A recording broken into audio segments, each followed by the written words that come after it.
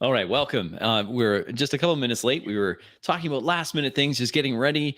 And thank you for joining us. I am Table Runner Crispy. I'll be running this game. And we have with me Rick of 28 millimeter RPG playing High Mage Alaric, Phil the Thrill playing Maruk, and Max Boivin of Reactionary Principle Gaming playing Paul Vinus. And we're going to get right into it. We're going to try to be in character this whole time.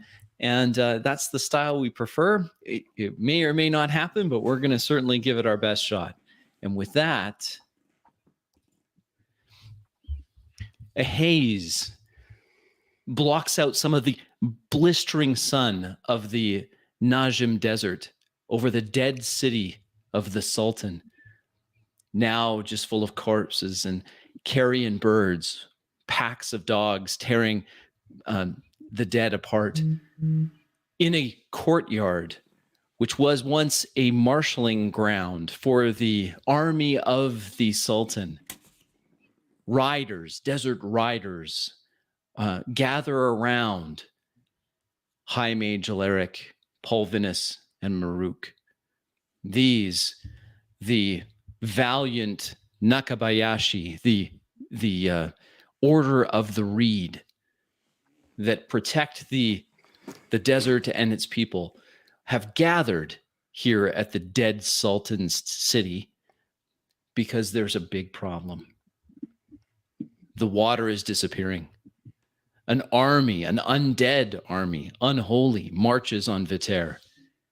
And in the opposite direction, a column of black sand rises. The riders gather around. Several of them showing their hands, the palms of their left hand, to Maruk and bowing deferentially to him.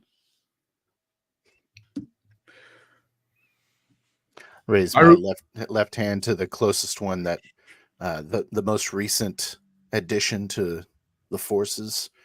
I say, thank you for coming. And I give them a pat on the back. I'm just like coming down from the Sorcerer Tower. And I look at Maruk and I say, Maruk, we have bad news. And I pull the book out of the book that I took from the tower, out of my satchel on my back. I descend the stairs, coming down as well, shaking my head in disbelief at what has all conspired. Damn! What has become of our world? He shouts as he comes down. I say, just one moment, Paul Venus. Go tend to the horses. Over here. I point at, direct some of the men to help with the logistics of the forces that have been gathered here, turning my attention to Paul Venus. I open the book to the pages that have been marked down, and I lean over to Maruk, and I say, the mage, the sorcerer, the archmage of the Sultan, seem to have built this pyramid and turned people into abomination. This army that's going to march on Viter won't need sleep, won't need food, won't have deserter. The perfect army. Nod my head solemnly. I say, so it is not the Arakim, then? I wish it was. I make my way down with the rest of the group, shaking his head, covering his face, brushing off the desert sand off of it. Some of the desert warriors depart, heading towards the horses, tending them, brushing them down. From their saddlebags, the gourds that had been used in the past by Maruk to provide water are broken for the horses to lap up their precious liquid. On the surrounding the courtyard, the marshalling field, high walls. From one of the parapets, a shout yells out. One of the I've spotted something. I look up. towards. Look up at the wall. There, What is a it? desert warrior shouts down. More riders. Anakim. You think an alliance can be broken with the Anakim? Say, even though we are enemies, if they do not join with us, then there will be no spoils for the war that we wage against each other. And they need water as much as us. Or Exactly. I point at a cluster of 7 men. And I say, you to your mounts with me. And I say, shall we meet them on the road, Paulvinus? yes, I'll go with you. But I think yes, let's ride. We'll talk on the way. I put my hand up, calling Mirage, who comes to me immediately, hop onto his saddle and begin to trot towards the entrance to the city. The other riders, other desert riders, the Nakabayashi, mount up. 6 of them gathering around. Said a 7th bringing up the rear, gathering what he can of these gourds for water. Another 5 men remain in the courtyard, leading their horses by their reins, examining the blood-stained stone pyramid. One head snaps up, sees Alaric in his magely robes. His hand drops to his ceremonial blade. Mage, he says. Elric looks up to him, kind of closes his eyes, winces. I am not your enemy. He speaks our tongue. Is he is that the Sultan's mage? I've only heard whispers. We should kill him quick. I am not he. I am not that abomination of a sorcerer. I head up towards the pyramid, checking as I ascend the stairs up towards it. I extend my hand to one of the guy that came in with the horse, the one that is driving my horse around. I grab the rein and I go after Maruk. As I'm trotting towards the entrance to the city, I say, Rakasa, man the walls, archers, don't be seen. A rider directly behind Maruk makes some quick hand signals and fanning out, taking exits as the off to the left and the right, the desert warriors evaporate into the city, following the command of Maruk. Ahead, the wide main gates of the Sultan's city lie untended and open. In the shimmering mirage of the desert sands beyond, riders, the shape of riders appears. Bipedal, lizards moving quickly, heads low.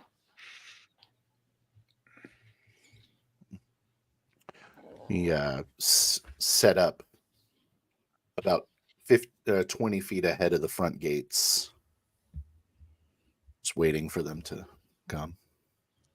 I go next to Maruk and I stop my horse right next to him. And I said, there's this army moving toward Viter and this column of smoke, unnatural storm on the other direction. I think we need to go investigate that storm.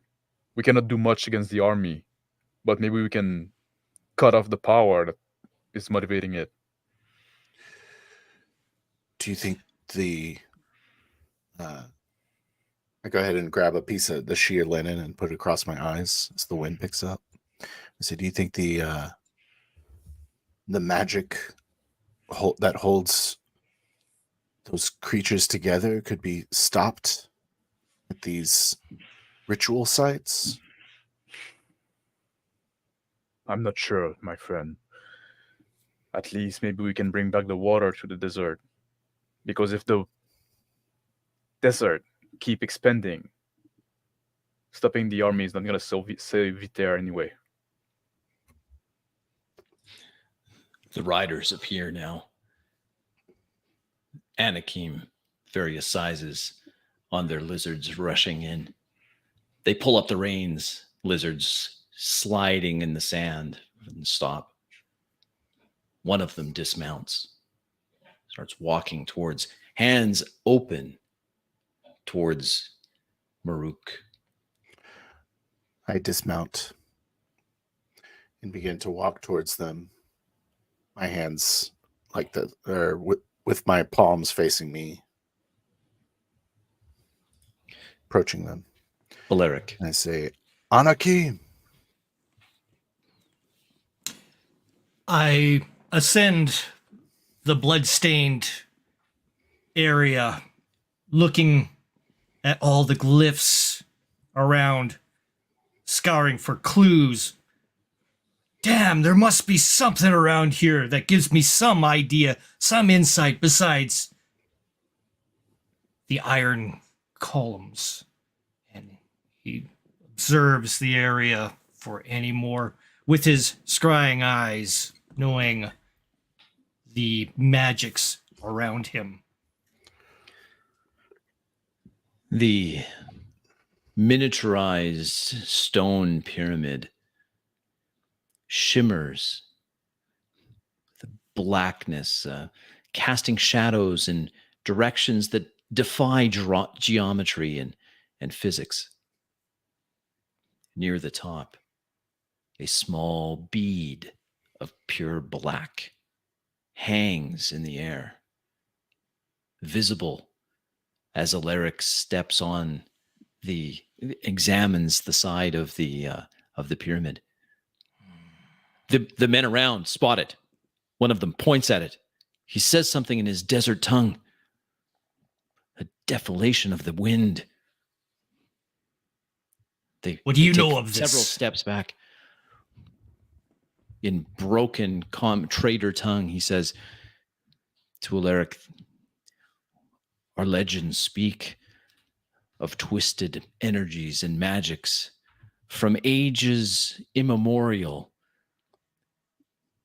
Times where men would be twisted when the outsiders ruled. The outsiders. He starts scouring his notes, looking for any referencing from his mentor for the outsiders. Anything. He starts ripping through the pages.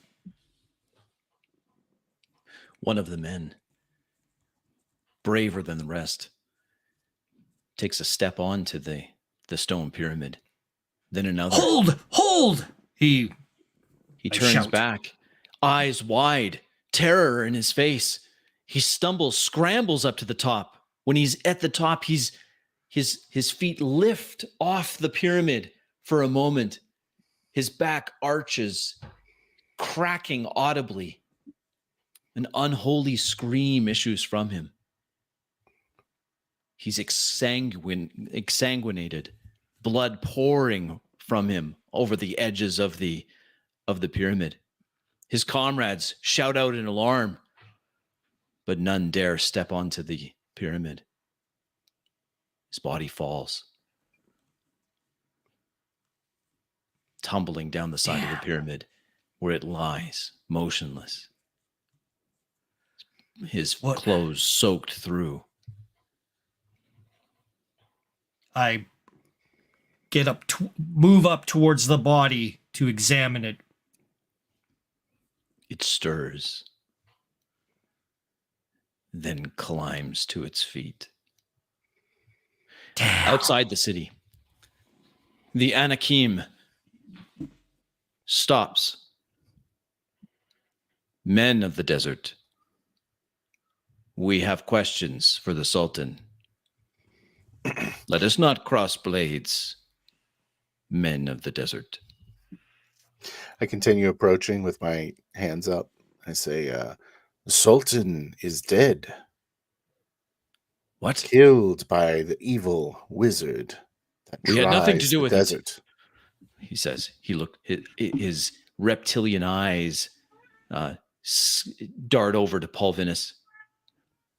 Horatio. Yeah, I'm just sitting on I'm just staying on my horse next to Mirage, and I like give it a pat to Horatio. They smell bad.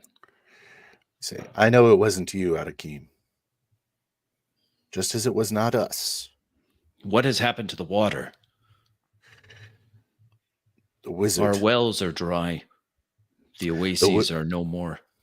The wizard seeks to create an army of dead. Needs no water.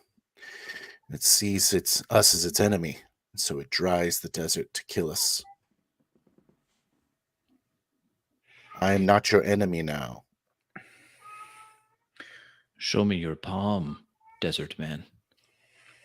I show him my palm, They revealing my brand. They see the brand, stumble back a few, alarmed. One of the riders looks ready to dart away back into the desert. No. He stops. I raise my hand. I say, Anakim, come on the rampart. Come see what's happening. You'll understand. On the city walls, archers hidden. Their bows creak. I say, we have been common enemies for a long time, but we are not enemies now. The only enemy is this is a battle of life and life versus death. We are low living. rumble is heard. It shakes through the ground. In the distance, lightning flashes. And though it's around noon, the sky darkens. I point at the column. I say, this is what dries our deserts. I had me and my friend, we're ready to go ride to that storm and try to put an end to it. The half dozen Anakim on their mounts talk to one another in their guttural tongue, discussing what to do next.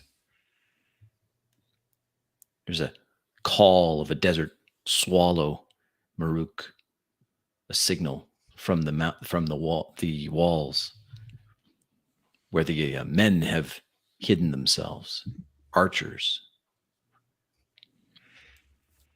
I put my hand up to signify to hold. A small whistle on the air. Alaric, the body stirs, and with jerking motions stands upright and turns around. Face sunken, pale, eyes mere black pits, all aqueous fluid from the eyes dried up, lips caked, dry, splitting. I pull back my cloak, pull forth my staff. I say, outsider, what brings you here? Who dares speak with me? I am the High Mage a voice Alaric. that it grates, sandy. The Nakabayashi around you grab weapons, speaking in their tongue. It's taken him. Hoshi is no more.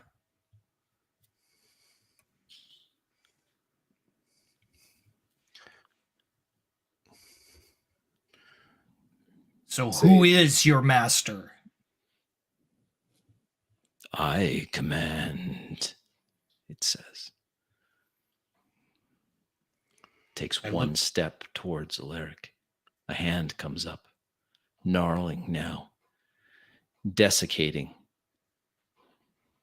reaching out towards Alaric.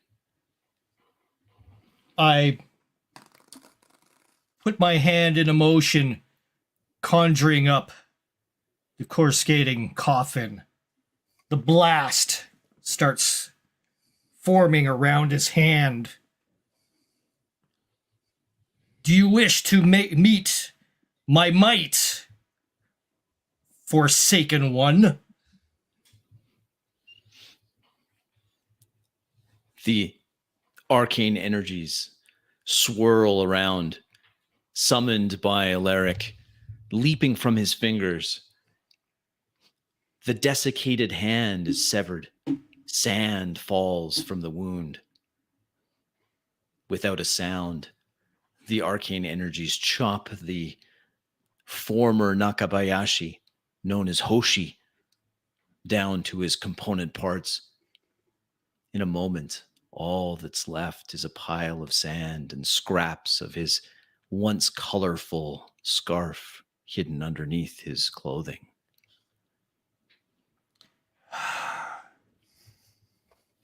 Pity's sake on Hiroshi. Man, his will is gone from this body. We must take him and have him buried in a decent form. His compatriots come up. Gently, carefully, they collect the scraps of a brightly colored scarf. Outside the city, the Anakim spokesman that was entreating with Maruk turns again. We have decided we will ride with you. Let us not bring up old quarrels, but deal with our new and more pressing issue. We will ride. We ride towards that. He points at the horizon. At the same moment, a lightning crashes through the sand-filled sky. I clench my fist as raised up so that my men on the wall will reveal themselves, and I say, "Our path is together. All of us together." Yell out. The Anakim respond with a war cry of their own. Their lizards join in. And I say, "Come into the walls of the city. We prepare to make travel towards the Pillar of Smoke." I just whispered to Horatio, "You better get used to their smell, my friend."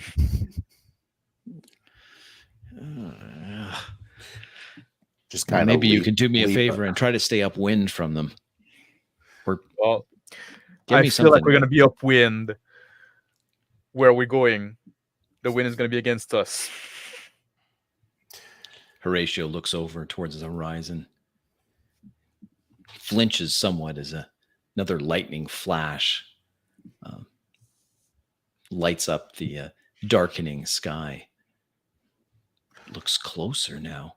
How is that even possible? Horatio says, "It is closer."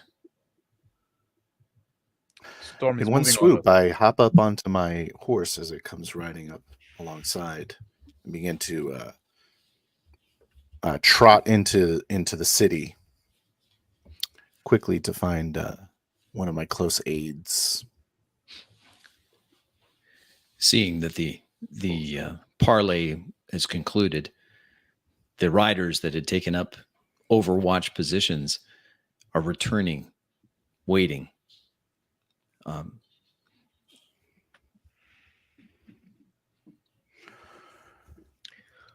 I'm following Wha- suit, and I kind of like pass. I try to go to take the lead to go see Alaric as soon as I can.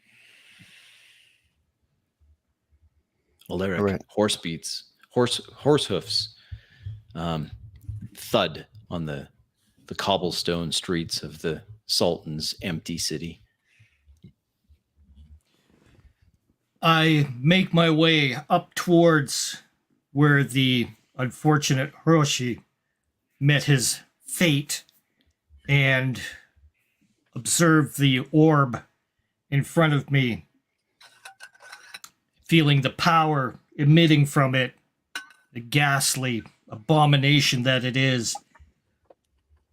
I cast the teleport on it, sending it half a mile into the ground.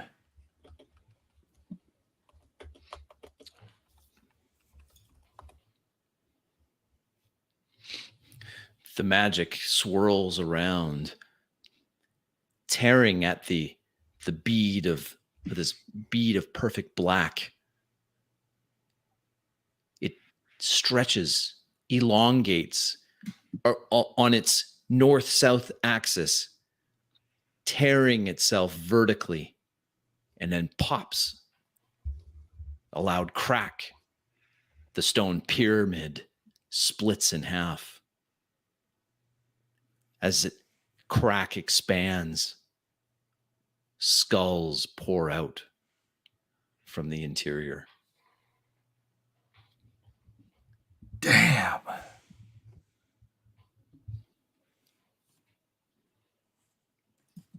Looks at the others. Run!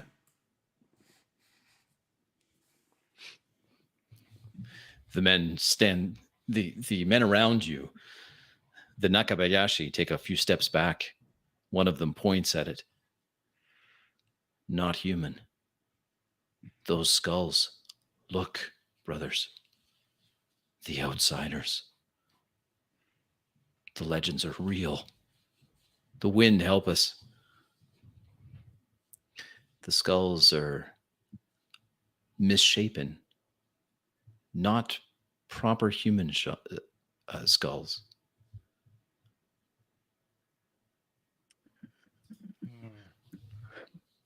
I enter the city as I hear like the crack from the commotion, and I lead my horse straight toward the direction of the noise. I'm I'm trotting over to the stairway that leads off of the wall, riding up to Rakasa. I say, Rakasa, my journey is set, but you have another path. Brother, Hiroshi is no more. Hiroshi. Yes, our brother, one of our veteran warriors. I saw it with my own eyes. He was seduced. He was always an impetuous one. He stood up onto the pyramid. We're there where the mage is, the one that has the strange skulls. He was consumed. May his journey continue. Wind guide him. What would you have me do? I need you to ride at your command. Take 3 men of your choice and begin to lead the families away from the dry desert towards the west. There is a massive army heading west. You will need to avoid. Take the people. Take them, lead them west out of the desert. Is that what you're saying, Maruk? Is it that bad? The water's drying up. If we fail, there'll be no living here anymore. Wind guide you. He calls over to 3 men. Wakana, Mitsuki, Iwasaki, we ride. 3 men mount up, joining him. I put my hand on his shoulder and I say, tell Hoshi I'll see her soon. Yes, your wife is in good hands. He I watch shows them- the palm watch with them his ride. brand, shows it to him, and presses it to his heart. And then they ride off on a gallop. Other riders join them. 6 remain, accompanying with 6 of the Anakim on their thunder lizard mounts. Polvinus.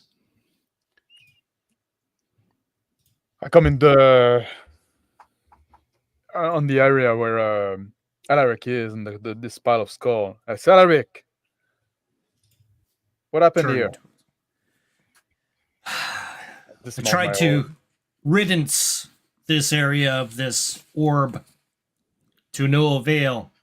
However, takes his staff with the end of it, striking at one of the skulls to bring it down closer to him.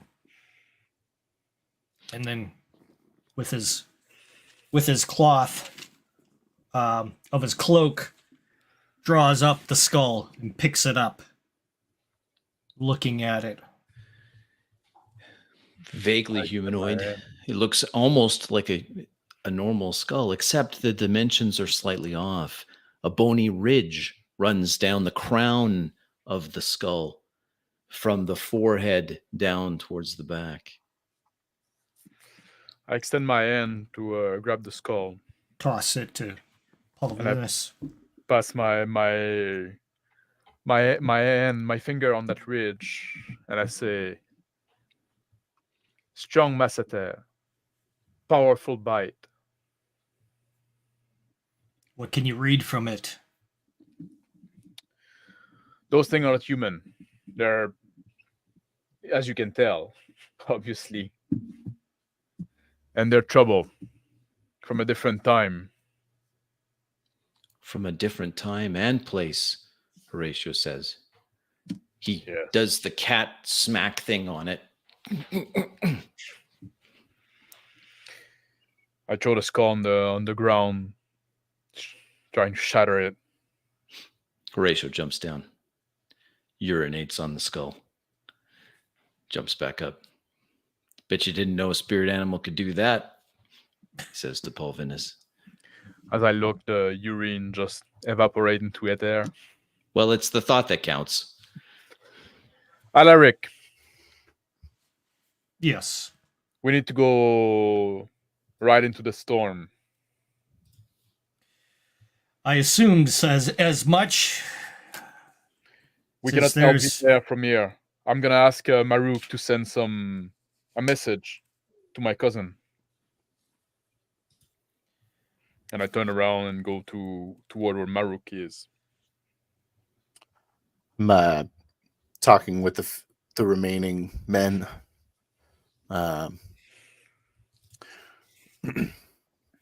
Rakasa will see to your families, make sure that they are well fed and taken care of. I saw to it, but I'll need you with me. And I turn and as Polvinus walks up, Polvinus, Maruk, can you spare a fast rider to send a message to my cousin, the king of Viter?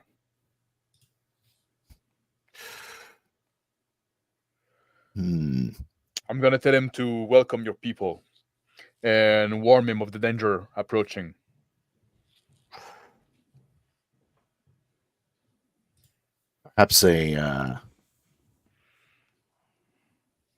perhaps there may be some more messenger sparrows nearby. But I don't know. Maybe there's no life left in the city at all. One of the men approaches. Brother Maruk, you know my blade is yours. But my mount, she is sturdy, strong, and fast. If a message needs to be taken, I, Takara, I can take the message. If that is your journey, then so be it. Venus. I grab my bag and I pull out a piece of paper and I start writing on it. Say like, dear cousin, and I retail quickly like the event, like very like bullet point, like we found the Archmage, the Sultan is dead, there's an army of natural being heading toward Viter. The desert is drying up, there's no more water. We're sending some Najim people. Please take care of them. Some of them are warrior. They might come in handy. We're moving to find the source of all this unnatural evil. Hopefully this is going to help the Great Mother protect us. I fold the paper. The man Takara Put my seal on it. takes the paper, nods, looks over at Maruk. The wind will see it done. He tucks it in to his inner pocket of Donna another- Radi at your back. Pat him on the shoulder. And at yours, brother. A couple riders come up. They hand him extra gourds for the ride. Right fast. Without any delay, he turns. His horse takes off at a full gallop, sprinting out, dust rising from her hooves as she darts out of the marshalling grounds of the Sultan's dead city towards the front gates and off into the trackless desert. The Anakim spokesman comes up, eyeing nervously the armed humans around. When do we leave? Look over at Alaric. Look over at Maruk. I look at Alaric. I want to leave as soon as possible. I need to prepare my horse. Head over towards my mount. Get it ready.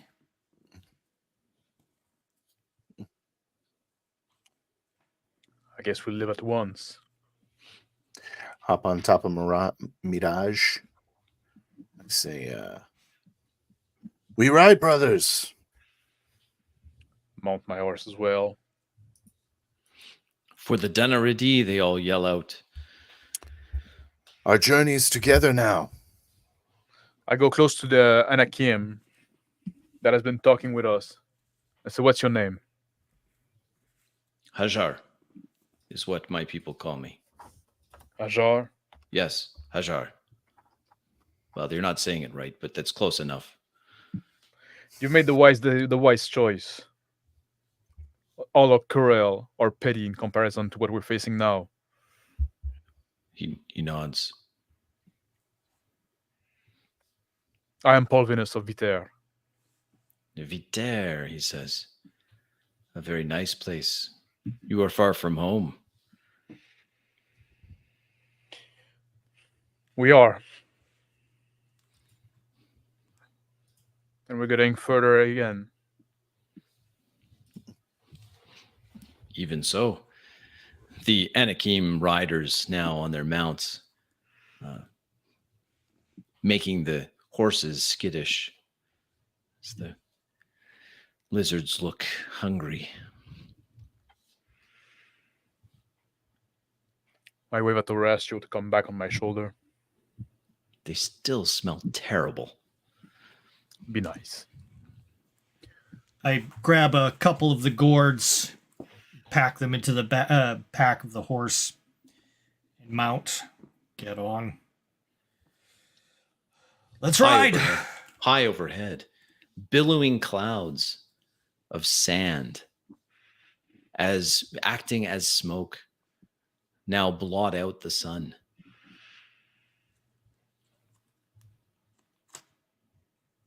Riders from both Anakim and the Nakabayashi, head out at a fast trot turning as they exit the city, heading directly towards the column that rises in the distance.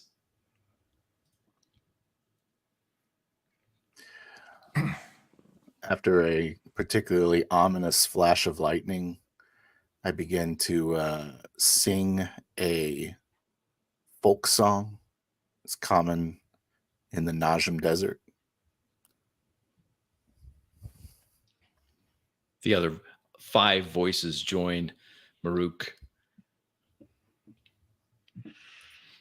It's a hearty sound, and even the Anakim seem to appreciate it. They join in their own tongue, awkwardly. It somehow works. I bring my horse closer to Alaric, and I talk in Viteri, lowly to him. I say, I don't like that this storm is moving. That I do not like as well. Horatio says, the storm isn't the only thing moving. That tower, much closer now. Interesting. What Well- do you assume the speed of this thing is moving at? You think it'll arrive here within the day, or sooner? Let's not wait for it.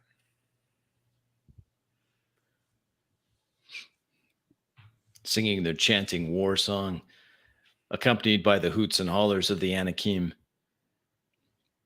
The horses wind their way through the dunes, passing over a small rise. There, out of nowhere, a tower rises. Its edges, the stone around it, black, bristling. And from its crown, a thick plume of sand erupts. I squint my eyes and look at Alaric like, is that an iron pillar? That is an iron pillar. And it's much bigger than we had anticipated. The riders pull up on their reins, surprised. We should have seen this. We should have seen this. And yet here it is. One of the Nakabayashi comes up to Maruk. What shall we do? The Anakim ready weapons. Generous of it to make our travels so much shorter. Onward. Begin my tune again, anew. as we The could iron pillar in continue the trotting distance towards it. shimmers, pieces of it flaking off. There's another huge gout of blackened sand that issues from the top of it. A sand kind of disturbed at its base and flowing out like a giant tuning fork has been struck. Rising from the mists of sand at its base, men, armed men. The Nakabayashi pull up. The Anakim stop, mounts snarling,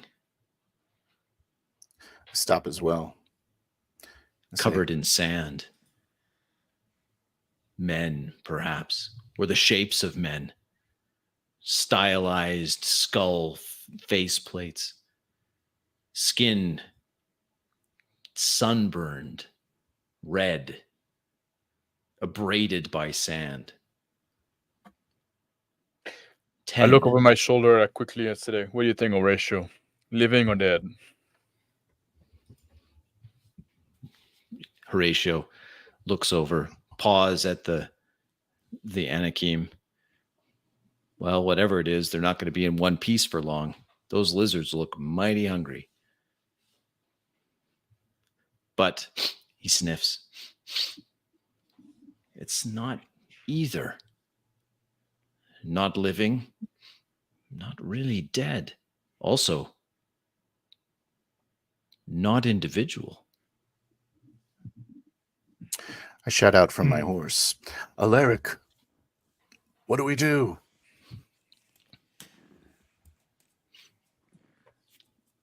Let's see their number. We should be able to take them. I bring my horse forward a bit. I raise my hand, and I speak in a loud voice. Brag the Great Mother, you abomination. Go back to where you come from. I try to smite those maybe undead.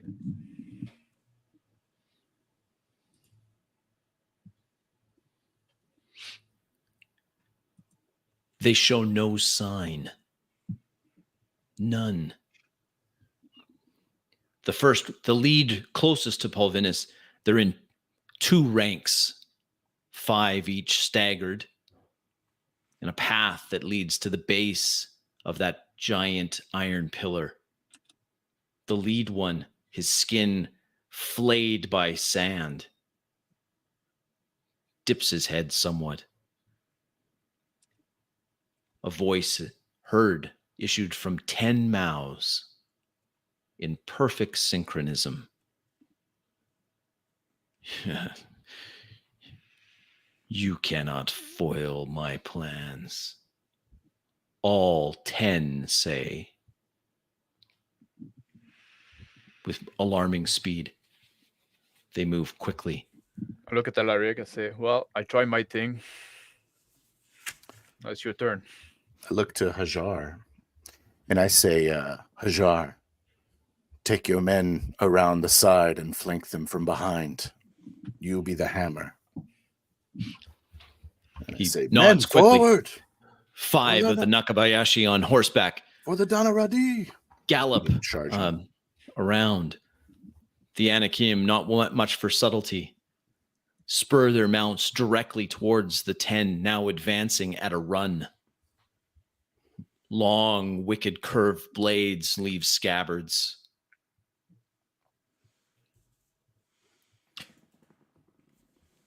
I cast the dissipation of magic to their direction.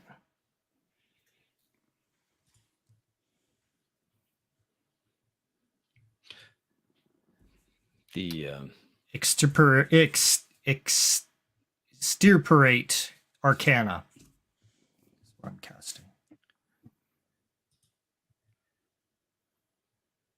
the 10 moving in perfect harmony stumble, a few of them losing their step, their perfect synchronism upset. I look for the one that doesn't stumble out of the bunch. There in the back, the 3rd, middle. I point him out. The 3rd in the middle. I'm just tearing forward with my horse around the side. Yeah, I tap my horse with my heel, draw my blade, and point it toward the enemy. Preparing a poison throwing dagger. Trying to The close the Anakim distance on that man. hit the first rank of these soldiers. They're enjoined in battle. Their mounts flying through at high speed. One of the soldiers falls, but then one of them, Anakim, as well, impaled on the blade, the curved blade of this soldier.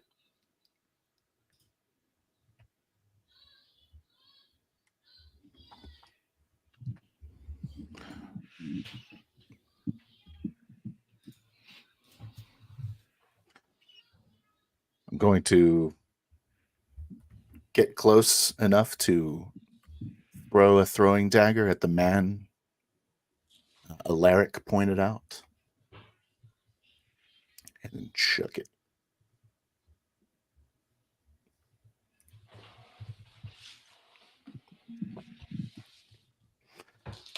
That's going to be an 8. Or no, a 6. Failure. As I ride past one of the guys that stumbled in the first row, I swing down with my sword, trying to cut him in the back. The sword descends. He stumbles again. Dark veins have spread from his visible on his exposed, sunburned flesh. Here in close proximity. And I keep riding by. He stumbles. The blade is cut deep. Alaric. I give my horse a prompt and charge in, keeping my eye on that one inhuman man that I pointed out. And with my staff in hand, charging towards him, ready to strike. The Anakim who had charged through now reverse, their mounts swinging in an arc.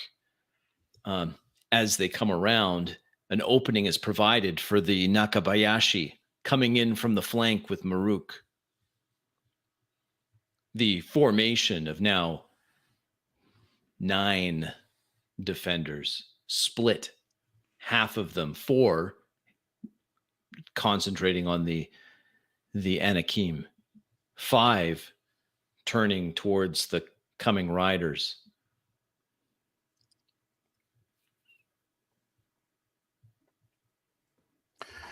To pull out another dagger, and I chuck that second poison dagger at the man pointed out. He stands somewhat apart of the two, arguably with the 5 that are focused on the Nakabayashi. Failure. Just 10. The dagger clangs harmlessly off his armor.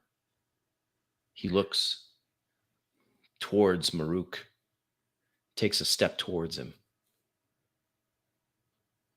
Charging at him from behind. Still riding my horse. After just doing this hit and run on the guy on the floor, I direct my horse straight to that guy and swing my sword at him.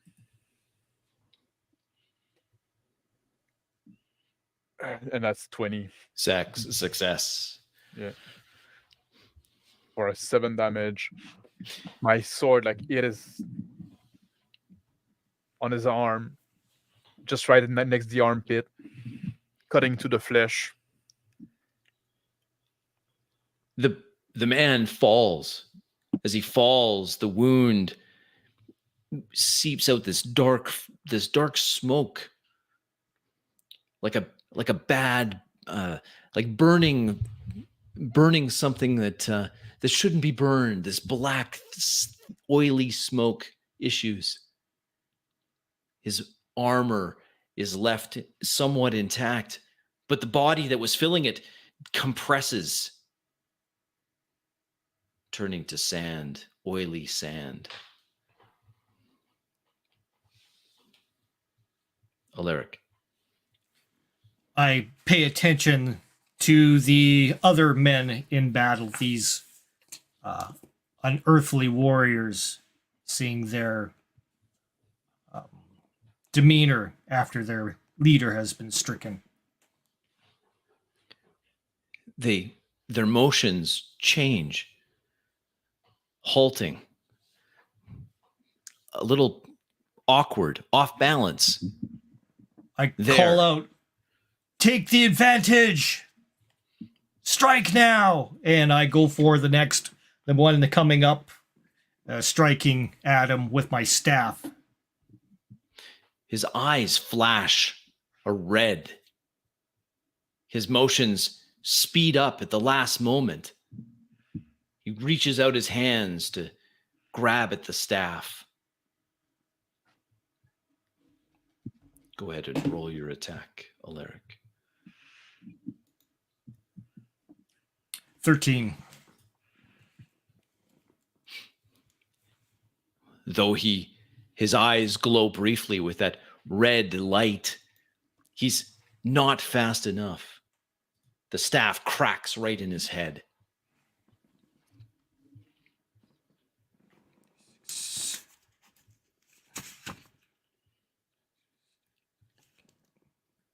The Sorry, Anakim using the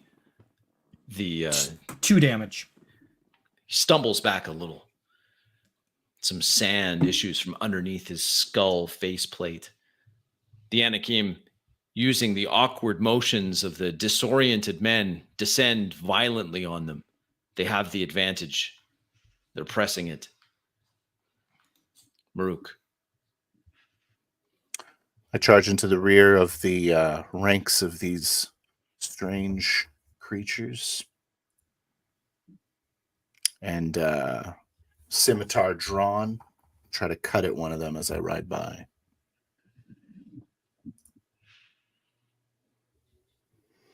That's Success. 26. Yeah. Oddly off balance. The man turns just in time to get sliced. His head flies off. It's a physical check on the poison. But I guess slicing their head. The poison works its magic. The decapitated corpse falls.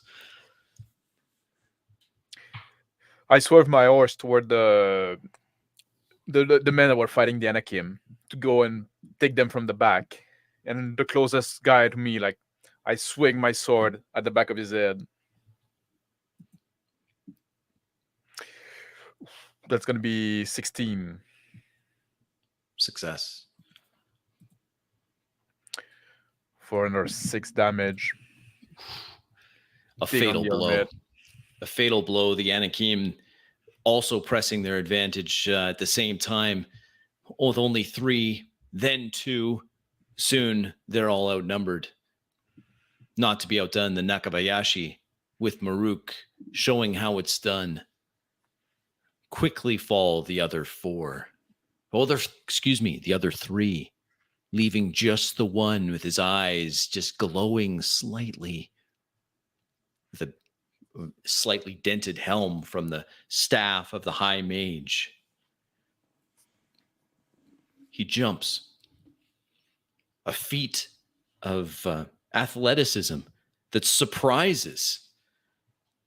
He leaps at Alaric. His blade flashing. He strikes.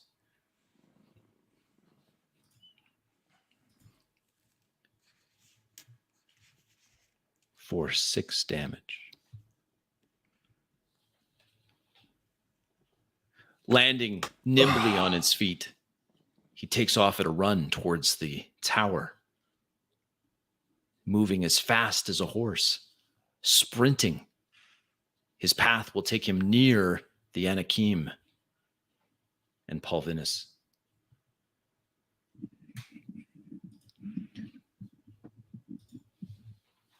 Cry out, "Get him!" As I wince at my wound, checking it to make sure I'm not infected by anything.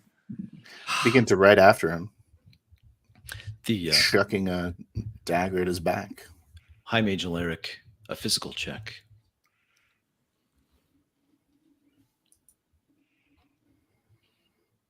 D20? D20. 2. Failure. Coldness spreads where you were slashed. Cough. Sand coming from your mouth. Damn. It's a 12. Success.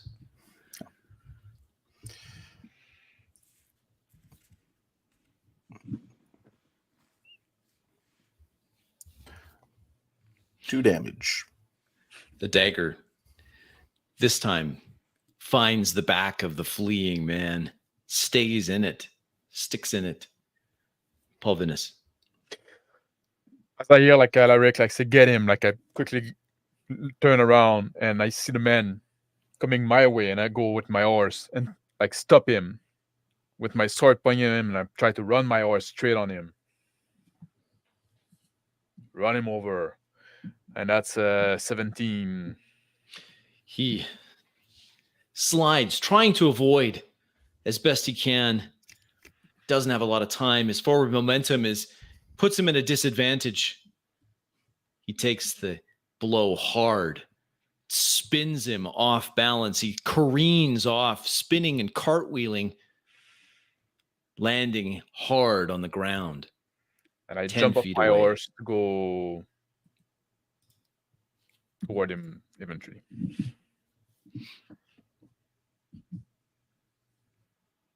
Maruk. I trot over towards the man on his back to back up Pulvinus. Scimitar There. drawn, and I step off my horse. The man's there, his eyes glowing red again.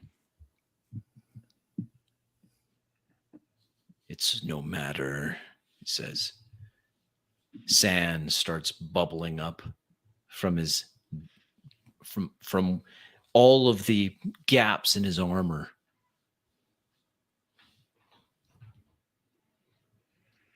I just say, "What are you?" I am your doom. I march for Viter. I will conquer this world. Bring my sword to his armpit, and I press it against the ribs, straight to the heart. The eyes wink out. Horatio, from their horse. Well, he sure thought he was hot stuff, didn't he? He was a little big for his britches, I would say. The Anakim address their wounds. They're down one rider. One of their mounts also injured. The Nakabayashi fared much better so far. High Mage Alaric, a nasty wound. I tend to it, wrapping it best as I can. I use my effort for the wizard's grandeur to ease my progress. To the Iron Tower, I call out as I get myself situated. The We tower must make shimmers. haste. Massive plumes of dark sand still issuing like a giant chimney out of this iron pillar. Its edges indistinct, shimmering, pieces of it flaking off. There at its base, a new sight. The corpse of a dragon impaled on a large iron obelisk, the blood of the dragon soaking into the sand. And at its base, where the dragon's tail curls in its death throe, a doorway. Blackness beyond. Footprints in the sand, still visible. I grab my horse, mount back onto it.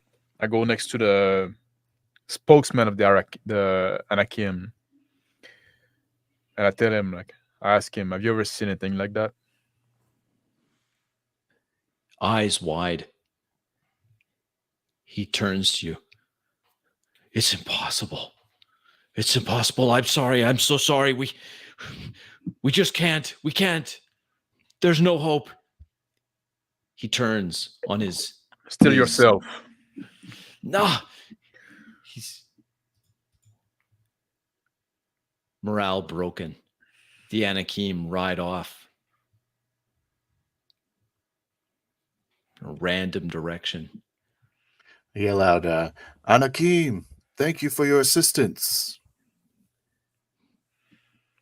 Their flight away from this place takes them over the horizon, over a dune. I say to the others, this is a job for real men. I nod to the Nakabayashi. The Nakabayashi All ride Venus. up close. An ill omen. There were rumors that the Sultan had such a beast. Why? Why would he take something of such power and sacrifice it so? Power begets look- power. I look up at the pillar and I say, whatever. This seems to be the result. That the corpse caused that? There's power in Or the blood. doorway. Yes. I I- urge my horse onwards towards the entryway. The blood of the dragon, though now slain and spilt on the sand, still is just too much. The horses are skittish. At a certain point, no manner of coaxing gets them to move. Dismount. Let the horse go.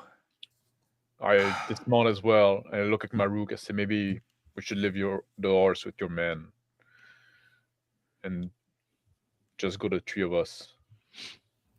Mirage, much braver than the other horses, is the only one that hasn't panicked yet. I dismount from Mirage and put my head to his. It's breathing. Mirage is breathing heavy. Like he's just ran a marathon. I impress upon him a need to watch the other horses. It snorts. Mirage snorts. And I coax Tosses his head. I rub his mane a few times, whisper in his ear. Something inaudible. And then pat him on the side as he rides off. Mirage runs off, nipping at the other horses that try to get away, corralling them, moving off into the distance. The dismounted, the Nakabayashi carried by their horses. A few of them call over, Brother Maruk. I walk up to them and I say, brothers, cousins, this is where my journey continues, but our people need you. Turn back and find your families. As the wind wills it, brother.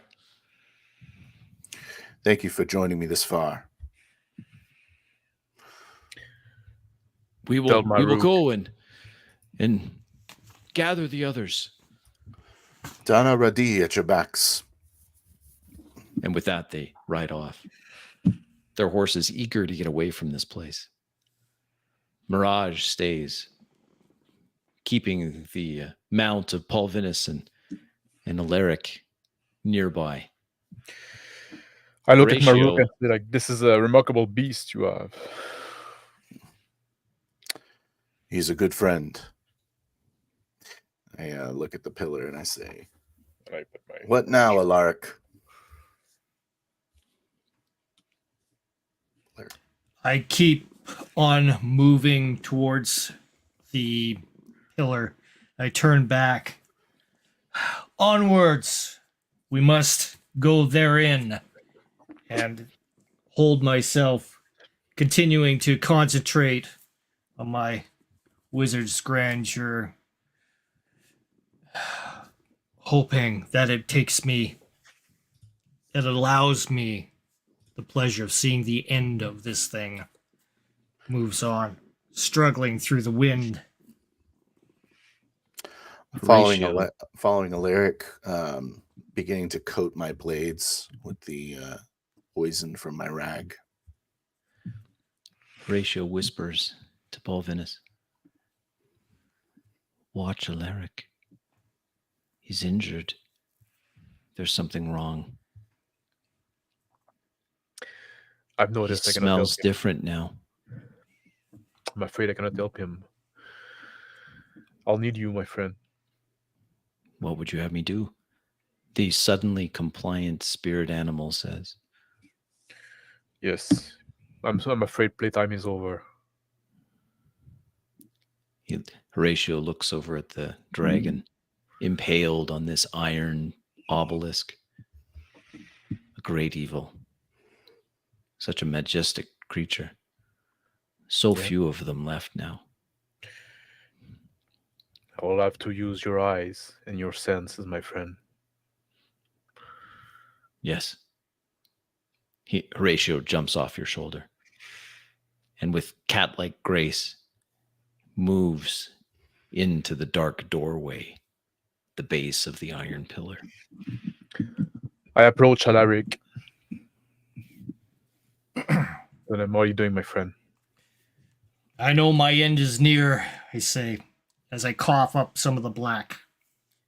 But at least let me have a chance to save us all. If it I'm afraid that means the might very be last. we might be walking toward Oliver, and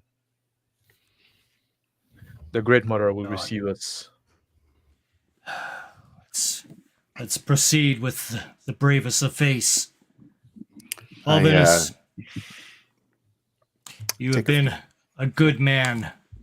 I'm proud to have traveled with you this far. As with you, Maruk. We still need you, Alaric.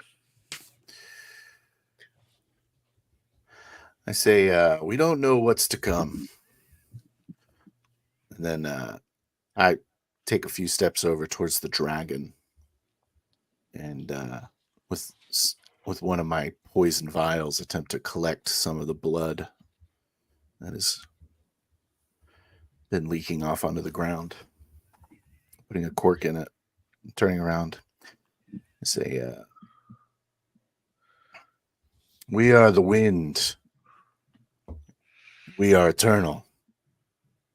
And I begin to walk towards the doorway with them. I take the lantern out of that's attached to my bag.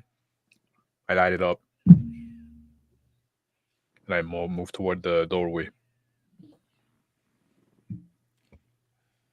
I move up, continuing up through the decadent stone iron amalgamation before me. I look through the door. Follow me. Horatio, the black cat, rematerializes on the shoulder of Paulvinus. It's much bigger inside. A hallway goes down, and a larger area. A man in rusted armor waits for us there. There's a door behind. He stands. He looks like the one that we saw in the oasis, the Subasa. We'll have to take on those challenges as they come. There's only the one, Horatio says. I look at the Alaric and Maruk. You're up. We got some reconnaissance. What did you find? There's one of those rusty armor men, like we fought on the ziggurat.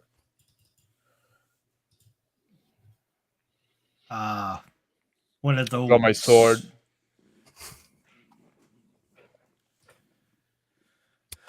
Surely we'll make short work of this one as well. Alaric, stay behind me. We might need your mind when we deeper inside. Try to I keep will it. abide. Maruk, Step through the doorway. Immediately, the temperature drops. It's cool, somewhat dusty, like a crypt. The doorway leads into a small hallway. The hallway pitches down and down, a slight curvature to it, spiraling deeper underground. It ends in an opening to a large room.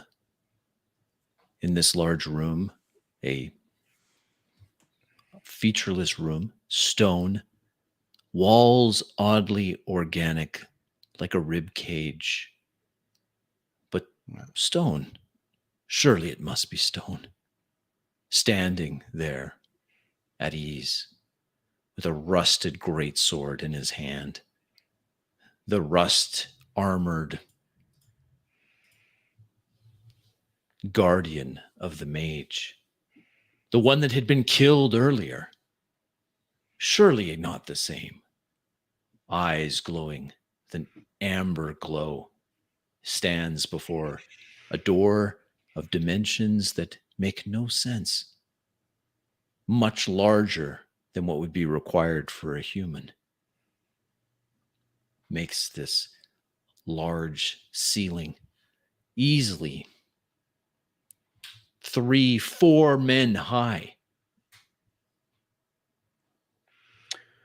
It On my stands sword, I there am at ready. the man. And I yell, "What are you guarding?" Its strange faceplate, its helm turns towards Pulvinus. Sparks fly from the tip of its greatsword as it scrapes along the stone, the flagstones at its feet, drawing a perfect semicircle around it.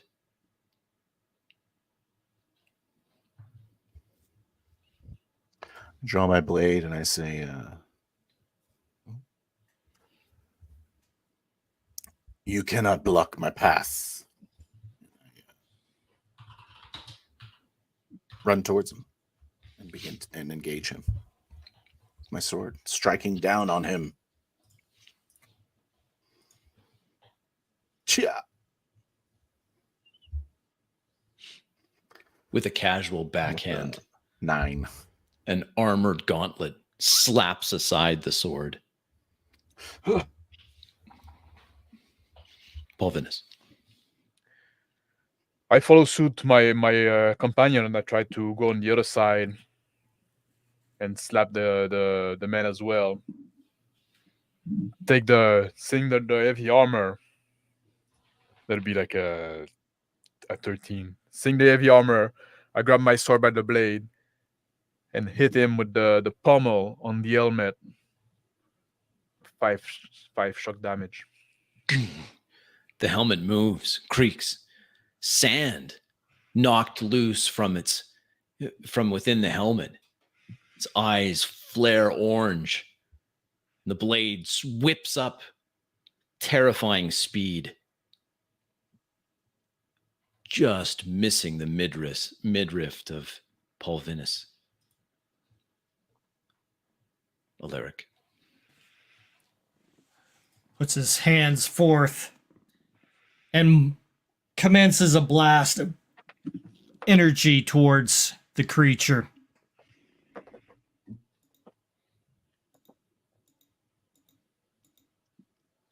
$30 points of damage, innervating energy. The magical energy slams into the chest plate of this rust armored man. This guardian gets smashed back into the wall, lifted right off his feet. A cloud of sand issues as his body is pummeled into that massive wall or massive door, which rings like a gong. Falls to his feet, stands up, one of his amber eyes winks out. I collapse to the floor. Maruk. I'm spin around to get behind him. Slash again. It's a 22. Success.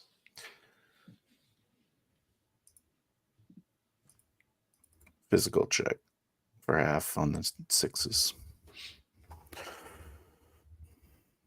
Some spinning around and with like a and slash across his back. The blade cuts Scimitar. deep. More sand pours out from the wounds. It stumbles. Backhands the greatsword and tries to stab underneath his arm at Maruk behind, swinging wildly.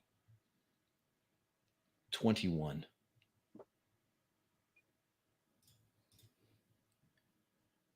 Eight points of damage.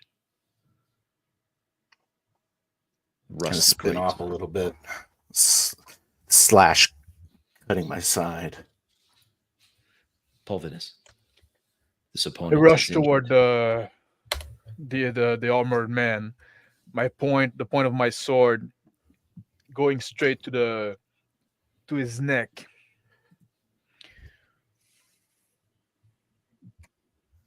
That'd be like 15. The blade gets is deflected at the end by his neck protectors right next to his pauldrons, but the shock damage goes through. 5. Something cracks within. The remaining amber eye winks out. Sand, hot sand, steams from its every joint of the armor as it clangs to the floor. A massive door lays behind this now disassembled suit of rusty armor. Before paying any attention to that, I turn around and I go see Alaric. As he runs off, I try to kick his parts to displace them. They make a hollow din on the floor as they bounce on the flagstones. Empty. I brace myself up, coughing up the black sand. Sandy. A voice. Right. Alaric. You will soon be mine. Not if I can help it. Mentality. Save.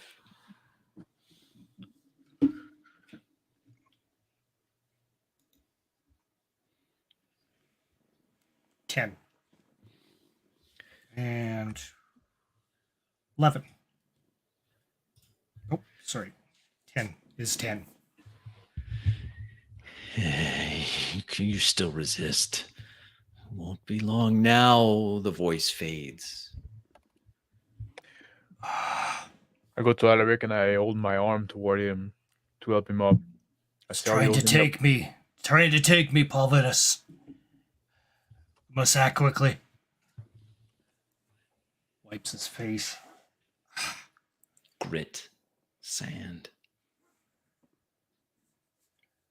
Help me, brother. Get me through the door.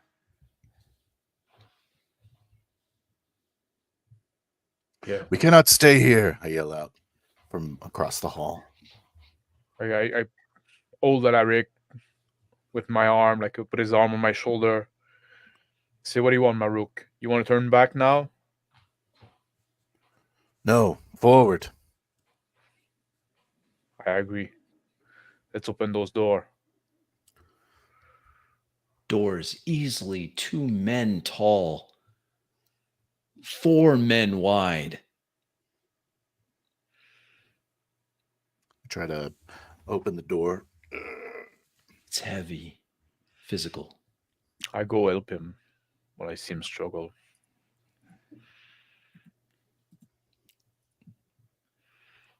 The combined efforts get the door moving.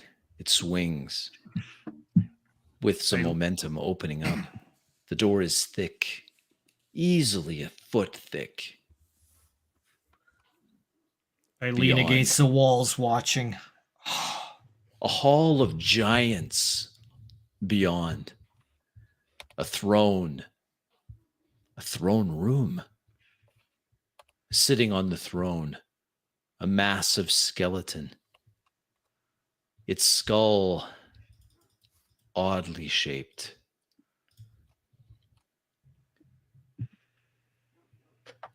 Easily 2 full men in height.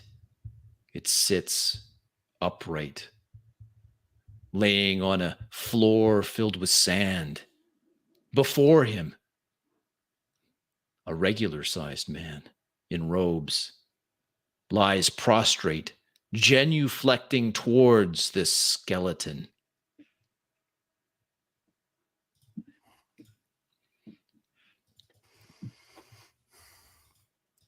I run toward the man to knock him on his side. His head comes up as running into the room. Roll initiative. Maruk, you have our highest initiative. D8, please, sir.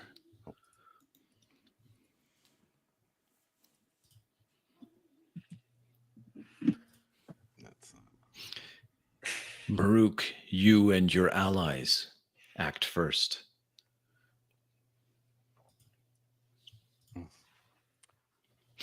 Polvinus. Yes. The distance between the door to this genuflecting high mage, easily 60 feet. Well, I cover as much as I can, like in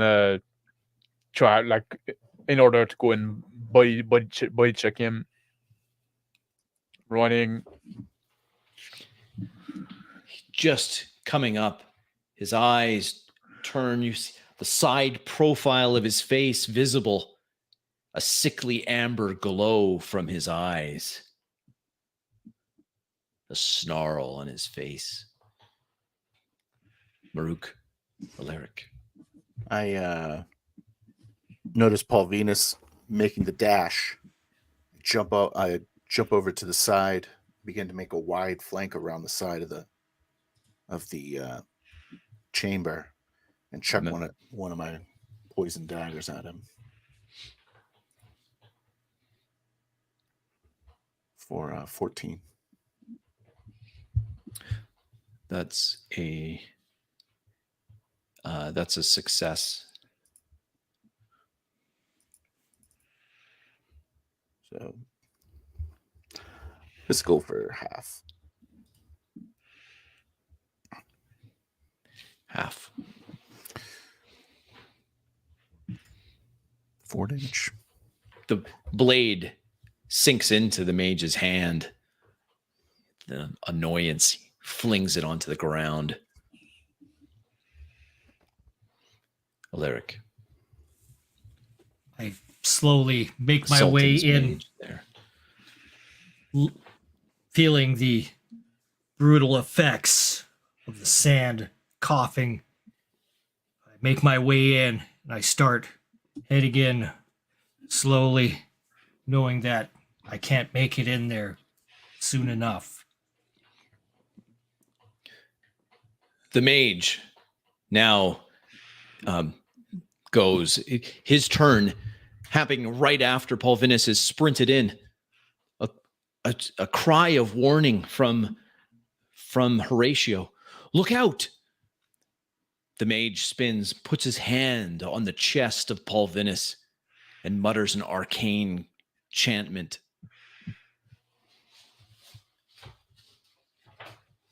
Polvinus, a physical save, please. Success.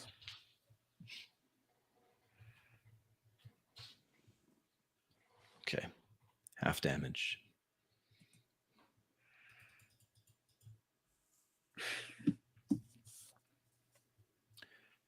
Half damage will be 14.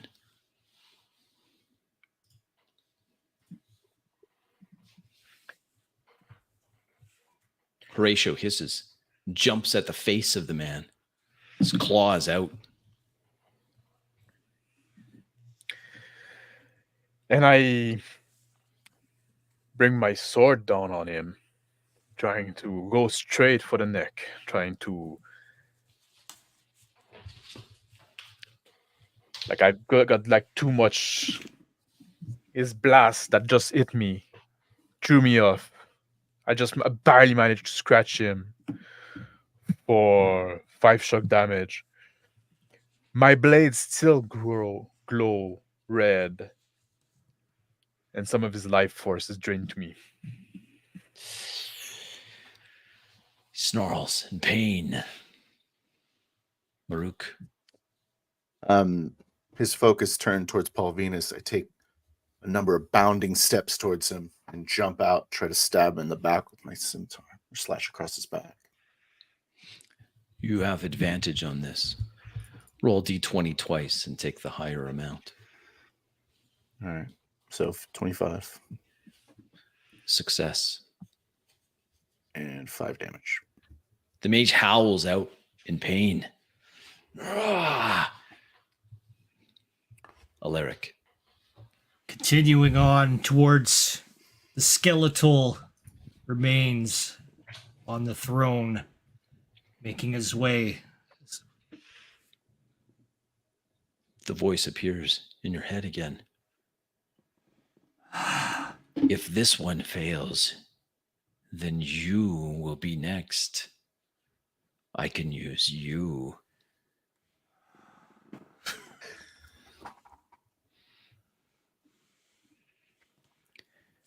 Alaric's eyes glow with a sickly amber light. The mage howls out, "No! No, you promised me!" As his eyes return to their regular hue. I swing my sword. I swing my sword back to the mage.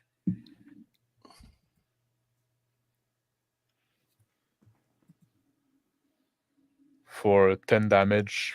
And again there's this red glow on my sword as I slash across his chest. Some of the wound that I took from him starts slowly closing a bit. He falls to his knees, Maruk. One last I look over at the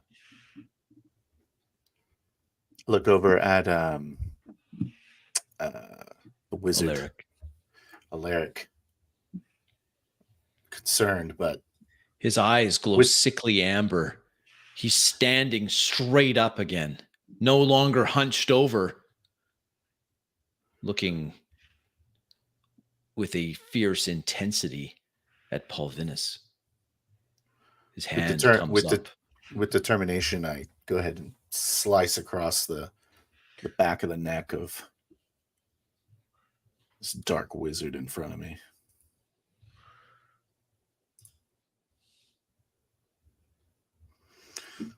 You have advantage on this roll, too.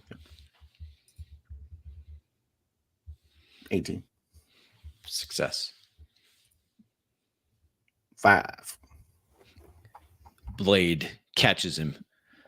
Just as you say, he gurgles as his life's blood spills out, falls prostrate at the feet of this giant skeleton. A crackle of energy behind. Magical energies coalesce around Alaric's hand. Paul Venus. Well, I see like Maruk. Oh, Venus, Alaric. Finish up the dark Horatio. mage. I turn Horatio yells out, "No!" I turn toward Alaric and I raise my sword. I yell at like I don't want to attack my friend, but I yell at Horatio like I could take a quick glance at the skeleton behind me. I say, Horatio, like, go knock the skull off or something. Try to just like bring the skull down. Horatio takes off. Horatio, the black cat, dematerializes in mid-leap and then rematerializes on the pauldron of the giant the giant skeleton. He pushes on the skull. It moves slightly.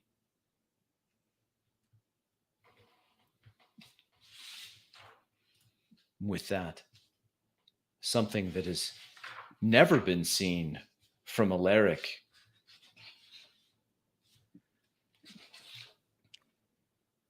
His hands, magical energies flowing around his hands.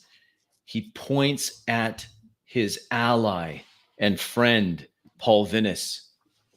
Paul Vinus, make a, excuse me.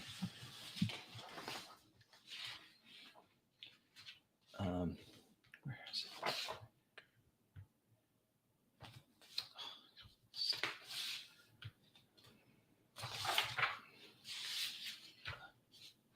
it? Make a physical save, please. I failed. Paul Vinus's heart appears in Alaric's hand. Paul Vinus, you lose consciousness. I just watching with my eyes wide as I look over at Paul Venice collapsing to the floor. And Alaric stands there, a bloody hand in his, or a bloody heart in his hand. I sprint towards Alaric. And my hand reaches into my satchel, pulling out the vial of dragon's blood, and I begin to coat the hidden blades on my left hand as I approach him, sliding past him,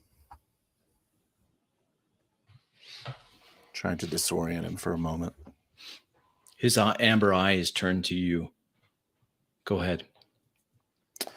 And then spring at him, and I feint with my scimitar, and then bring my retractable poisoned claws into his side. Roll. So 15. Success.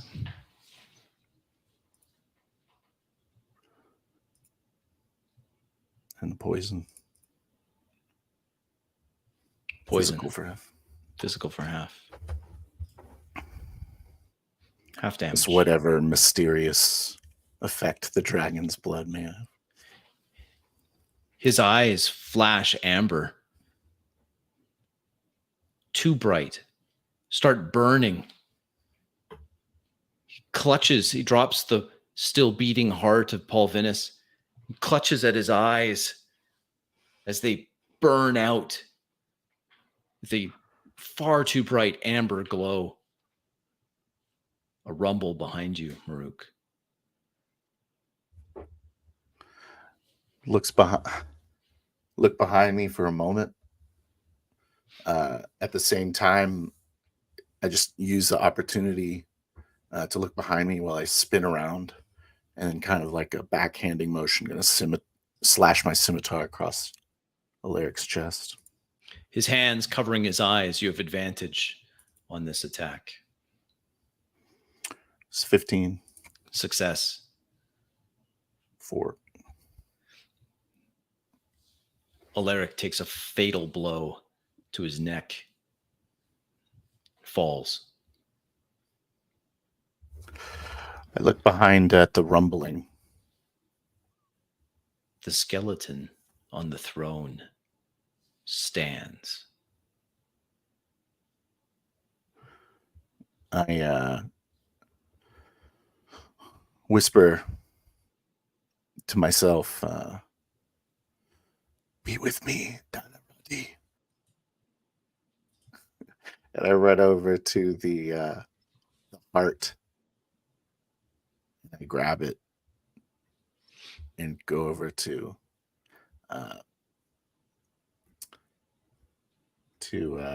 Paul Venus. Standing on Paul Venus's chest licking fiercely at his cheek. His spirit animal remains. I say, Horatio, I have the heart. I don't know. Horatio, put it down on his chest now. I put it on his chest, quickly, looking at the giant skeleton. It takes one thundering step towards Maruk and the prone body of Pulvinus. As Horatio explodes in light, blinding light, the light expands out, scintillating, spreading its rays, illuminating a massive chamber. Horatio disappears as Pulvinus takes one staggering breath.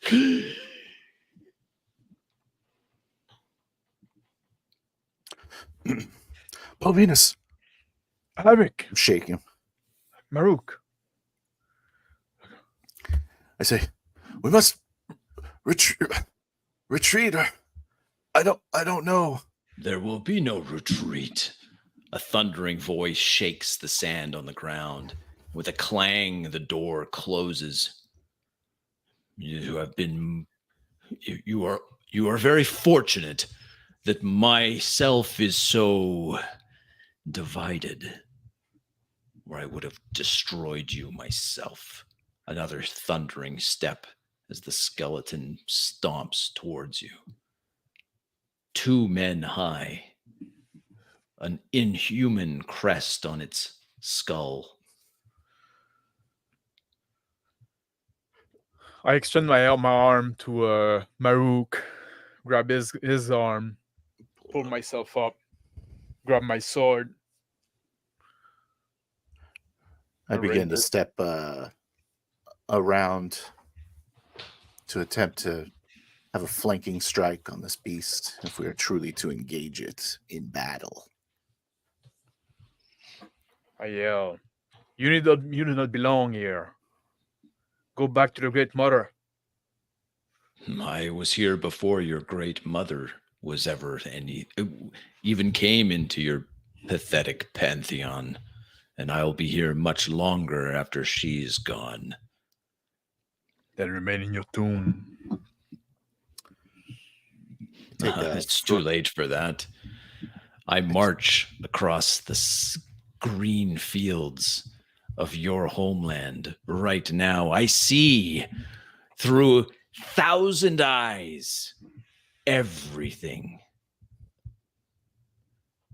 Every blow I make, every life I take, it's all me.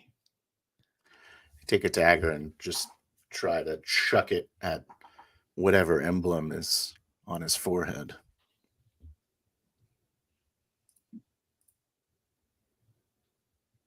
For 9. The dagger flies. It bounces harmlessly off the skull. It looks over at Maruk. Say, just checking. I'll go circle around him and try to strike behind his knee. Maruk, roll D8 for initiative. 8. You go. I kind of back up. I back up. Throw another knife at his forehead, attempting to hit that same emblem.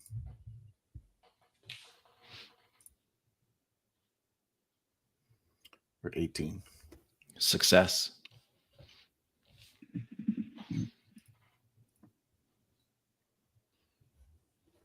Three. The emblem glows with an amber glow. A crack appears in the skull. One armored, gauntleted hand comes up. Sand comes from the wound, pouring down.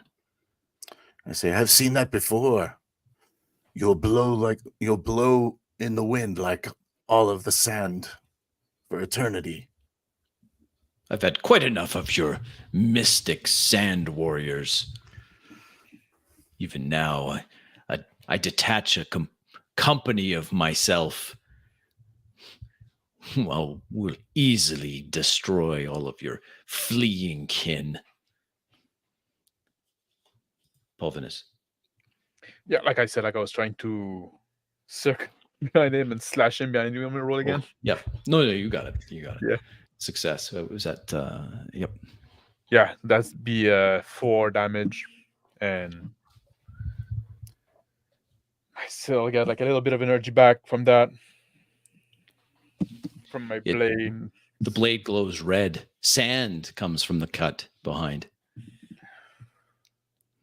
The creature, with one hand, spins and with his vambrace tries to impale Pulvinus against one of the large stone pillars in the throne room. Failure. He telegraphs his move, and his size works against him. Pulvinus easily evades. With one foot, he lances out with a kick aimed at Maruk. This catches Maruk. Like getting hit by a mirage. A horse kick. 10 points of damage as Maruk gets lifted right off his feet. Fly across the chamber, slamming into a pillar. I'm sitting down in the sand. Sand keeps pouring from the wounds. Struggle to get up to my feet one more time. Take another dagger. This one poisoned. And then I chuck this one at the same place. For 17. Just barely misses. Careening off the skull, drawing his attention away from Pulvinus at exactly the right time. Wincing as my rib might be broken. And I jump on the... Like I climb on the throne and try to jump. No, get off that! Oh. He angrily moves towards you. His hands outstretched to grab at Pulvinus. I use the advantage of ice to try to strike at his skull.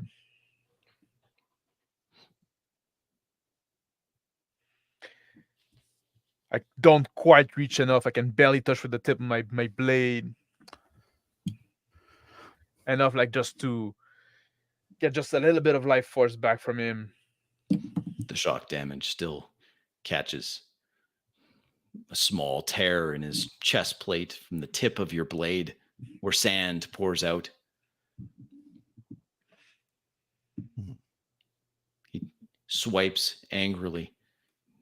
Get off that! Off balance, he swings wildly. Yeah, and I lean back on his big chair. A gem there, hidden behind where he was sitting. A large, multifaceted amber set in the throne. It glows with a sickly orange light. Draw my attention immediately. Gonna try to strike at it. Good. Maruk. I charge forward. Now having his back to me, I slice at that same knee Pulvinus was attacking. He's not watching you. You have advantage on this. 15. His armor is thick. Your blade, it bounces off. Pulvinus. Yes, I take my blade and I try to strike at the gem that glue. Glow. The glowing gem, otherwise known as the gluing gem. 14. The gem cracks. Water sprays out at high pressure. Clean, clear water. It blasts right past you, striking him in the chest. He screams as if it's acid. Again, I'm shook by the almost lost balance. He stumbles back, falling. Near physical evasion, Phil. Maruk, excuse me. Success. I roll out of the way quickly. He slams to the ground, struggling to get back to his feet. Water continues to spray out at high pressure. I run up to where his head is, pulling out my my water skin. I just like squeeze it onto that emblem in his forehead. The emblem glows and then sinks into his skull, cracking the skull around it. And a scream, but not issued by lungs, a mental scream as this outsider's skull dissolves and caves in on itself. The throne cracks. Oh, Venus. I'm struggling to keep my balance. I jump off the throne. Water continues to pour out. I go see Maruk, extend him an hand, and The mental scream affecting me. I take his hand. and pull him say, up. I had to kill Alaric. Alaric is dead. I don't know. I His go body look at there. Alaric. This water is soaking the sands. There's Alaric. Alaric. Let's take his Shake body him. at least. I grab the body on my shoulder. Where's Horatio? Silence. I don't know. He revived you. What? Horatio. We get to We leave. must leave. Late. I go toward the door, push it. Help me, Maruk. Physical checks, both of you. Push him. The water This is- helps. This is a save. It's a Yes. failure for me. Maruk, success. Yeah. The door opens on its hinges. The water continues to spray out from this broken throne. The entire iron pillar starts shaking. Quick, Maruk. We're gonna be drowned or crushed. Or both. I just try to make my way through, probably much quicker than Paul Venus carrying a man. Yes. Bursting out into the bright sunshine, the pillar behind crumbling around.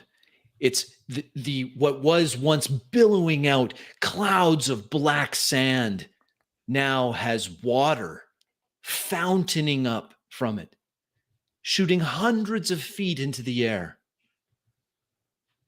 The clouds that were before obscuring the sun now clearing unnaturally fast. The magic that was holding the sand suspended in the atmosphere failing, causing it to fall. Sunshine now streaming through the breaks in the previously completely obscured sky, refracting off the water as it fountains up. Off in the distance, another fountain appears. Hundreds of feet into the air, water streams, creating refractions of rainbows and a an unusual feeling of optimism, even as the iron tower sinks into the wet sand around it. I keep running Mirage for like a few. there, just with the two horses. I run to like where the horse are, and I fall to my knee, and I put Alaric down, and I grab his face and I look at him. I said, Alaric. I begin to like look up at I look up at the sky and start laughing joyfully. It's raining. And then sky I blue. begin the same song that we were singing on the ride here. And we'll call it right there. Begin dancing. Unless Paul Vinnis wants a last word. No, I'm just gonna. I close the eyes of Alaric, and I say, He "You looks with the Great Mother peaceful. now," He looks peaceful. and I start praying. You've there, and there he's back. We did it. The mists of this Humidity. fresh water, misting over him. He looks almost angelic. Very nice. All right, good. We'll call it there, guys. It wasn't even hard. It wasn't even hard, he says. It was easy. What's hard about this? Rick, you're muted, man. Yeah. That was awesome. super frustrating. I was looking, I had bookmarked the spell and everything, and for some reason I couldn't find it in the moment, and then I found it right after. Oh, that was so frustrating. It's right there. I was looking at you look at a book, and I was like, Rick. No, Rick. it's because I wasn't going to look in the book, but I just like, okay, well, there's this one spell that the minions of this guy have, but I couldn't remember what it was called, and it was called Evert the Inwardness. Yeah, maybe And that's it was also that- like did they try to give like flavorful name to those spells, eh? Maybe Yeah, that's, and it's great, and I like it. They're very evocative, but when I was trying to like reference it, I'm like, I had written it down. I'm like, where is it? I can't find it. What is it? I'm like, I know there's a physical save. We'll just go with that. And I'm like, oh, he has more hit die than Paul Vinnis, which means he just kills him. Yep. But then I'm like, but the spirit animal, I've never really used Horatio much. Like, you didn't really get a chance to use Horatio to much benefit. So I'm like, okay, so and then Maruk did this thing where he's like, okay, I'm going to take the heart over, and then the spirit animal's still there for some reason. I don't know why. Probably shouldn't have been. But I'm like, you know what? If I sacrifice Horatio and Horatio's gone, then Horatio will put the heart back in, and we'll see if he. Maybe Horatio's going to come back. I'm glad I got to use my retractable claw. That was cool. I don't know if that was cool or not. I couldn't believe, Rick, you rolled that 1 on your mental save. Oh yeah, beauty. Like just the right time. Just right. That was a really cool encounter. Yeah, great job, Crispy. Yeah, hey, that was fun. That was good. I thought you did good. You can tell after about a couple hours, you're like, whoa. It becomes challenging. Like the in character, after a couple hours, you're like, okay, I find myself, I'm like, okay, I'm starting to slip. I called Phil, which of course that was fine, but I was starting to flip a little bit. So yeah. Yeah. Right? So I think the 90-minute mark is probably the our kind of limit. You guys just need to work. You guys just need to work on your cardio. Yeah, exactly. Yeah, cardio. That's right. Our 4D cardio. We need to practice more. We need we should go the other direction. 4-hour session all the time. 3 hours. Yeah. Well, that's right. If you want to actually get better at maintaining, then you can't just do 2 hours. You got to put another plate on, baby. Yeah, that's right. You got to push it 3, 4. That's right. But it was also like a session that was very involved for you as a GM because there was a lot of combat. Heavy combat lots of session. combat. Mm-hmm. Compared to what we had, and even like a lot of like I really like the start as well with the Anakim coming up. That was very cool.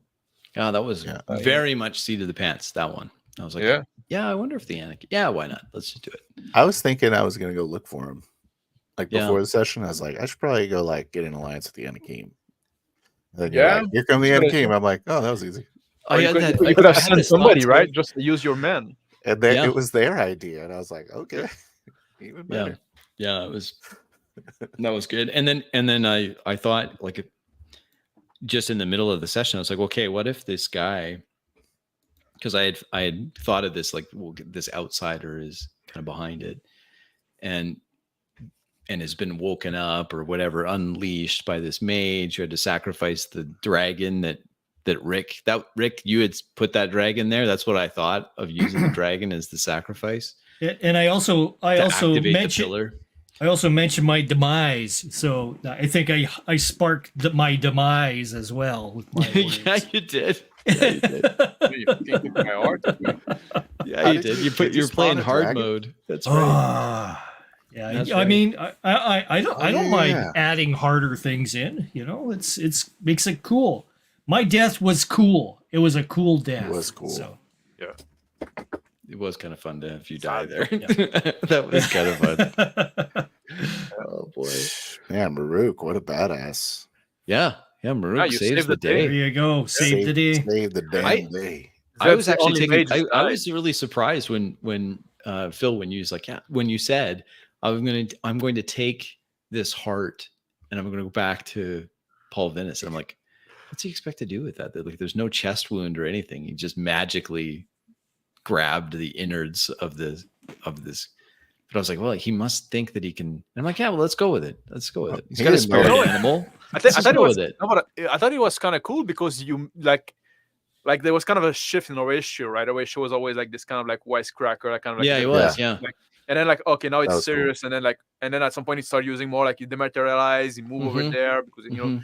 So you know what? Why not? Like maybe like dematerialize with the art and just like Mhm. fucking go back inside, But right? that's what I envisioned. I was like, okay, so if he can dematerialize and materialize, because to be honest, when we first started this playing in this setting, and you had mentioned this Horatio, this cat, and I was just thinking, oh, he's like an animal familiar kind of like, but you have a spiritual connection with it. But then you explained to me, no, look at it again.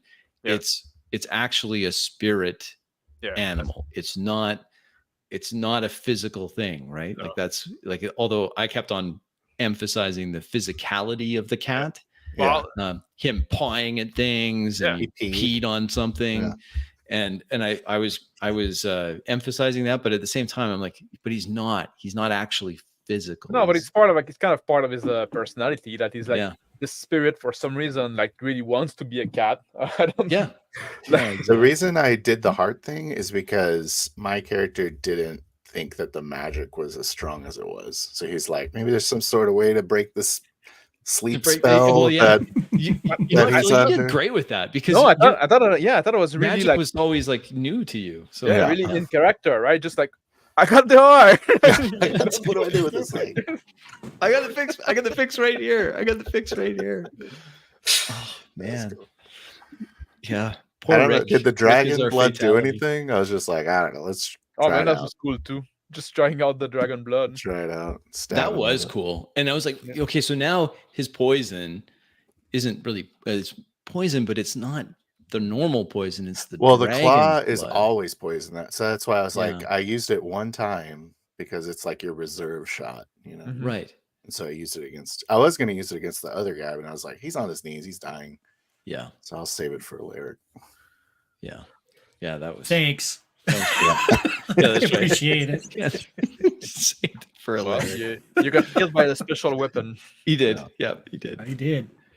Yeah. Well, that was That was good. really fun. I had a lot of fun with that. I really enjoyed creating this setting with you guys too. I think that this was a fun Yeah. setting. This desert, desert warrior. Oh, type what did you think setting. about the water skin on the? I thought that was fantastic. Yeah, man. That was, I thought it was fantastic because I had obviously there was something with the water, right? Like the Yeah. water is being destroyed by this thing, yeah. and then Great thinking. when you went onto the throne, I'm like, yeah, okay, he was sitting on the throne, so he wouldn't have seen this behind that. Yeah, There's that was this cool. gem that's collecting all the water essentially, and magic. That last sequence was really awesome. Yeah. And then So- you smashing that jam was fantastic. And then I'm like, yeah. And then Phil's like, I'm gonna pour water on this guy. I'm like, yeah, of course. That's awesome. It's just Oh, great. yeah. No, It that was was what- that was very Yeah. cool because you would like that. That's why it felt like that. It was like he had like this magic gem that was like draining all the water, like and Mhm. keeping it like a prisoner at some point. And Yeah. like, what is that the guy? Like he fucking hates water. You want to turn everything into sand. No, Yeah. I think it was very cool. And when Rick, when you were investigating the pyramid, and I wanted to use one of the NPCs to show what the pyramid did. Yeah. So I had the NPC be curious and walk up on the pyramid, and then he gets turned into this undead creature. But then when I was speaking as the NPC, I'm speaking as if I am the big bad guy. And that's Yeah. where I got the Yeah. idea that we're in his what is it called? Villainous verbosity. When he was giving his big monologue, he was monologuing at the end where I was trying to emphasize that it's him. It's just him copied again and again and again. Like it's Right, he right. is I like the that. army. Right. When you say like, well, I send some of us or some of me. Yeah. You say it. Yeah. It's like I see through 1,000 sets of eyes. I see like I will be the one that kills. Like I am the one that holds the blade. And I was thinking that at first that he was using a mirror image kind of a Mhm. style of spell. That's Mhm. what I thought. So when I used the dispel magic on him and it didn't quite work, I was like, Yeah. oh, okay. that was an interesting sequence because I was Mhm. I was trying to describe those soldiers as those guards, the 10 of them, as if they were a hive mind. Like they're Yeah. because Yeah. it's the That'll same work. guy, right? And Yeah. then but it makes sense that there may be a hierarchy. Like one is he can focus on all of them, but usually it's one and then it's networked is what I was trying to some kind of network or something. Yeah. I Hotspot. was trying I was trying to emphasize that they were moving synchronously, like they were all Yeah. together. Yeah. And then that was interesting how that And went. they were not undead, right? They were just like possessed people. Yeah, they're more possessed than anything. It's because it's really just they become automatons of him, right? Like they're just him, and him just copied again and again and Him again. doing was it him doing the ghoul as well? Yeah. Yeah. What's cool? Which ghoul was that though? There's like a weird doppelganger. That weird Oh doppelganger. yeah. The what this guy, the mage, like the No. The I'm knight- talking about the like, knight? no. The knight. No, I'm talking the ghouls that are sent the army that is sent. oh to- yeah, it's him. Yeah, that's what I was trying to get at. Yeah, it was Yeah. him. It's him again and again and again. And It's all him. and Orochi. Yeah. Oh, I want to talk about that. Yeah, You Hiroshi. said That was Oshi, and yeah, I saw like Phil reaction about that. Like he said, like, that's the name of my wife, right? yes, and Yeah. I think like and then what like had and then you said, what happened there. So just to peek behind a little bit, what had happened. I always keep a list of names, and Yeah. I had a whole list of names there, so I could just pull names because I'm always expecting Phil to have like 1,000 NPCs. I'm gonna have it. You give me a faction, I'm gonna and generate them. I just at random picked a name, but it just so happened that it was the name of Phil's wife, and so Rick changed it. Yeah. Rick changed it slightly so that it sounded only like I had just misspoke. But- And then I saw that on the private chat, which was just Yeah. it was perfect. So it was like, No, Phil I is like- disagree. I think like the fact that because like some people can have the same name sometime, right? sure they can, yeah, sure they can. And imagine the scene if Phil come back and they say, "Oh, she's gone," and then Phil could like, "Well, Maruko say like, my wife." I said, No, "No." it's the other guy. But we could have like this kind of like emotional tension going on there, right? That's true. It could have been that that'd be way. cool, Yeah, right? No, Just no, like- it was Hoshi.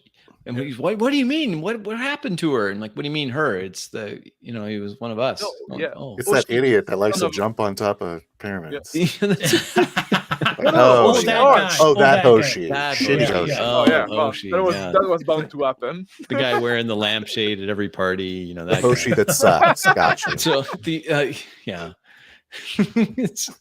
So yeah, that was that was good. And I was like, you know what, that will be confusing, so I'm just gonna slightly change it.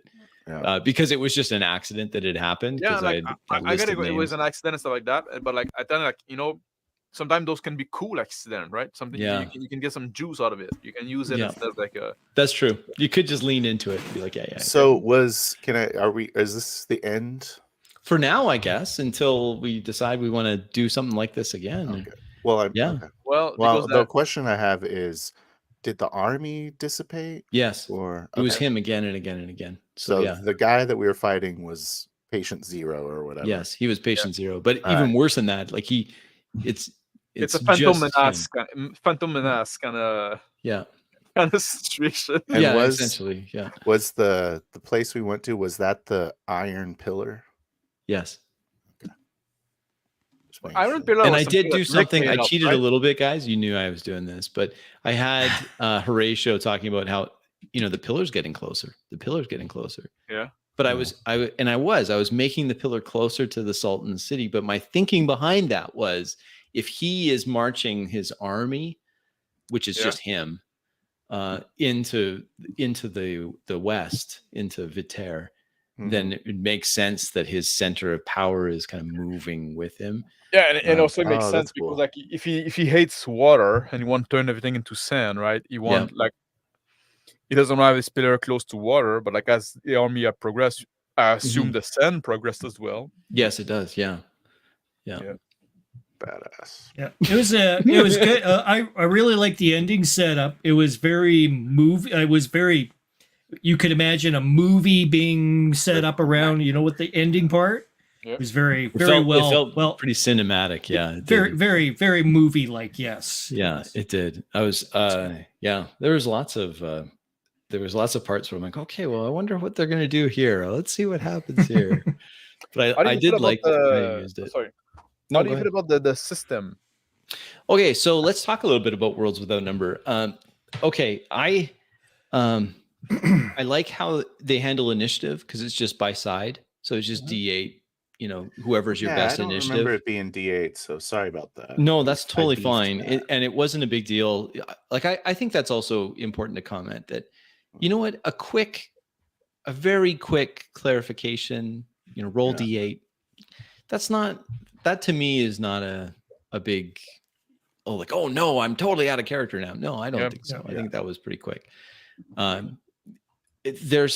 like how, in general, things magic is powerful. It feels powerful. I like that. There's not you don't have a whole, massive inventory of spells, but the ones that you have are pretty cool. So I do like that. What do you guys think? I actually do like shock too, because I had read the rules again. Yep. Phil, so you notice that when you put yourself in an advantageous position, I said roll with advantage. Yes. That actually is in this book. Like, I did see if you're in a advantageous position, then you can roll. You roll and then take the higher, which is just advantage, right? I'm pretty sure I read that. Maybe I just made that up on the spot, but I don't think so. I think it's in here. That is how advantage works in this game. In this game? Really like I started thought it developing is, a whirling dervish style towards the end there.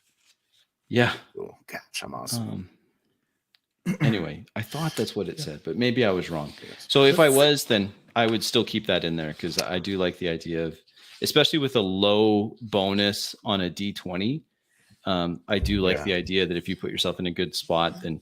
Well, you have a low bonus on D20, but It's not that low. I got a +7. It's not that bad at level 5. Me too, but we're level 5, right? Yeah.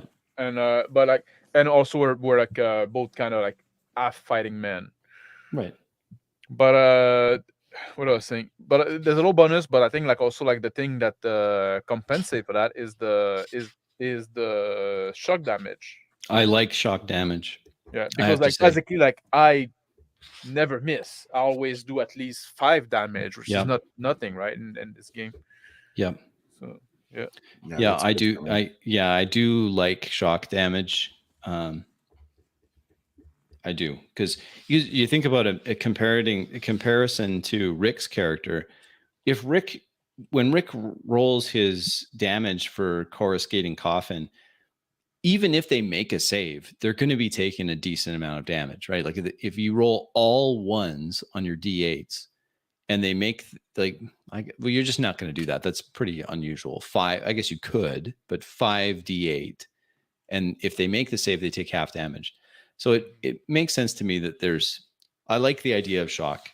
Now, shock is a little more limited if if you're not playing a fighter that can just ignore people's armor, right? Because there is shock. Mhm. There's some limitations on shock unless you're a warrior. Well, like I Close had like combatant. Yeah. My feat or foci that lets me ignore shock damage. yes, and like for the Yes. same, I had this thing as well. Like shock damage, I only like take 2 maximum, right? Just like so Mhm. there's limitation in that. Some people are immune to shock, and and the other thing is there's still a limit, and like you still need your weapon need to beat the armor class of the Right. But then like I had the thing that it's like basically it's always on. Yeah. Because of cheat, right? Yeah. So I can't find it now. So I probably just invented the advantage thing. I think you did. I think I did. Because I can't find it. And if I can't find it, then it definitely didn't happen. Unless because I was reading the faction thing. Maybe it's in there. I bet it's in here. It's a homebrew. It's probably in here. If you have an advantage in faction, is probably what I was thinking of. I'm pretty sure there's one of that's what it was. I was reading here and it was, what was it here? It's one of the faction tags. They have a chance. They rolled 2d20. They take the higher. Yeah. But it's actually part of the faction turns. It's not part of combat. So yeah, that was 100% me just in the moment. I thought so. Yeah, you're right. That was me. That was definitely something I just invented. Yeah. So yeah, slap my hand. I don't know that it would have made that. All right, then we all died. Yeah, you all died. But in the same time, right? Sometime there is stuff like, well, you're just gonna hit, right? Well, I do like the idea, like because you and Phil in the end were trying to position yourselves such that you would give each other some kind of bonus. So, I mean, there was somebody, it was actually an editor for 5th edition that it was in my game group for a while. And he said that if you run the math on advantage in 5th edition, it usually averages out to be a +2. Yeah, is it +2? I thought it was +5. Yeah, he said it was +2. But he could be wrong. It's just that's what they said. It's generally speaking, if you run it overall, it works out to be about a +2. Anyway. And who knows? To me, it seems like a little more than that, but at any rate, that's what they said. Good job, guys. Thank you very much. That was good. Thanks to everybody that was watching. We had at one point, I think we had almost 20 people watching, which was fantastic. Oh, right on. I think we had 19 at one point. And we've had some of our returning people. It was great. Z was here. Yeah, and he was there. Spawner was here. Big Bad was here. I saw GM Cody came in, had some nice things to say. Yeah. Rick, when he was dead, he was commenting. And James Bacon, who came back, and he was here. So thanks, James. And yeah, thanks for everybody who's going to watch this on the rewatch. I'm reasonably happy with how it went. I guess I think I faded a little bit towards the end, but then we really came together at the very end, and I thought we had a pretty decent scene right at the very end. So it worked out okay, hopefully. So we'll have more. Okay, Crispy. All right. Thanks, Phil. Appreciate it. Stick around, guys. We'll just decompress a little bit after, but we'll end the stream here and catch you all on the next one. Thanks, guys.